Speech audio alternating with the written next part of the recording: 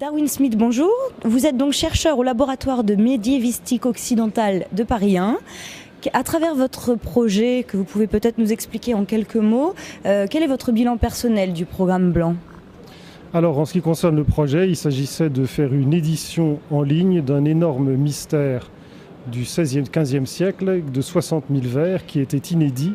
Et c'est un mystère particulièrement important parce qu'il représentait l'origine de l'institution de l'Église universelle. C'est l'histoire des Actes des Apôtres.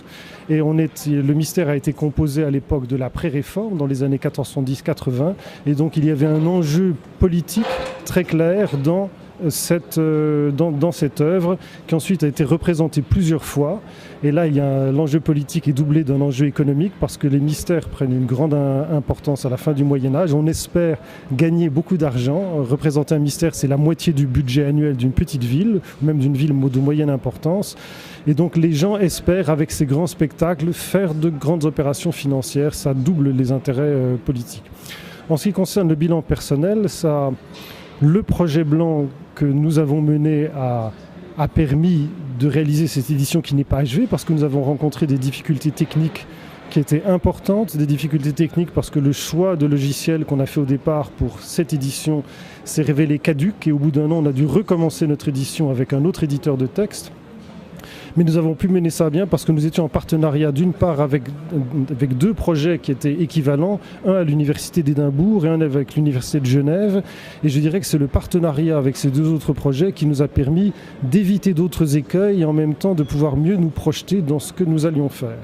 Mais il est certain que non seulement la question des écueils techniques est importante pour les projets en sciences humaines quand on a besoin de l'informatique, mais aussi la gestion humaine de ces projets, les contrats, les chercheurs que l'on embauche, parce que sur la somme de 290 000 € que nous avions, qui étaient engagés sur ce projet, 70% étaient constitués par des salaires, et la gestion, disons, des salaires, des jeunes qui se trouvent évidemment dans une situation de pression assez considérable, peuvent tout d'un coup, en cours de route, avoir envie de partir ailleurs pour un projet stable. C'est-à-dire, si on recrute des gens compétents et même brillants, il faut savoir que eux, s'ils ont la possibilité d'aller vers un poste stable, ils peuvent parfaitement, même s'ils sont engagés pour 3 ans, partir au bout de 6 mois en disant j'ai trouvé quelque chose qui me plaît plus ailleurs. Et dans ce cas-là, tous les efforts de formation que vous avez faits pour introduire cette personne dans le projet, il faut les recommencer avec quelqu'un d'autre.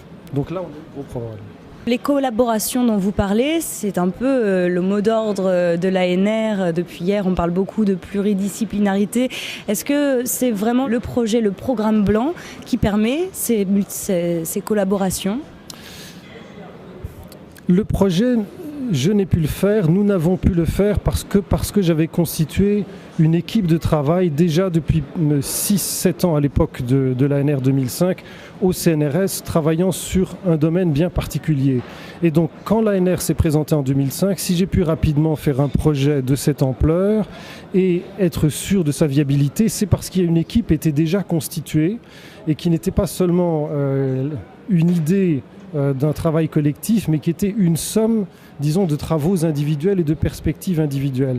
Un projet de corpus n'est viable dans le long terme, une fois que les financements sont achevés, que s'il y a derrière une somme de volonté individuelle qui peut directement utiliser ce qui a été fait à son propre profit. Autrement dit, il ne peut y avoir de projet de corpus sur Internet ou de corpus, disons, numérisé viable en termes d'édition que si c'est porté une fois à la fin du projet par un projet pédagogique et didactique. C'est-à-dire qu'il faut que le didactique soit toujours allié à la recherche pour qu'un projet de là soit viable, tellement sont grands les besoins nécessaires pour ensuite assurer la pérennité de l'outil que vous avez fabriqué dans le temps, ne serait-ce que pour passer, disons, d'un niveau technique au niveau qui va suivre. Pour revenir sur le programme blanc, en tant que chercheur, qu'est-ce que vous pensez de la répartition entre programme thématique et programme blanc, notamment dans votre domaine des sciences humaines? Est-ce que vous pensez qu'il faudrait augmenter encore la part de financement pour les programmes blancs? Que pensez-vous de cette répartition? J'avoue que je n'ai pas réfléchi au problème de la répartition, que je ne connais pas. Ce que je vois, c'est que je n'aurais pas pu faire ce que j'ai fait s'il n'y avait pas eu de programme blanc.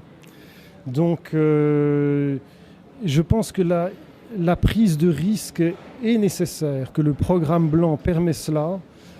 mais que d'autre part, ce qui me paraît capital, vu les sommes qui sont engagées dans certains projets comme le nôtre, c'est l'évaluation vraiment de ce que va devenir ce projet une fois qu'il sera accompli. C'est pour ça que pour les corpus, il y a tellement de projets de corpus au niveau international qui sont en cours, il est certain que très peu, même s'ils produisent des outils intéressants, auront une viabilité passé quelques années parce que, en termes de stockage, en termes de maintenance, en termes d'utilisation, ces choses-là n'ont pas toujours été pensées. Est-ce que vous auriez un petit message, des recommandations à donner aux jeunes chercheurs ? Aujourd'hui, plus que jamais, il faut lutter pour ses convictions. Ce sera le mot de la fin. Merci beaucoup, Monsieur Smith.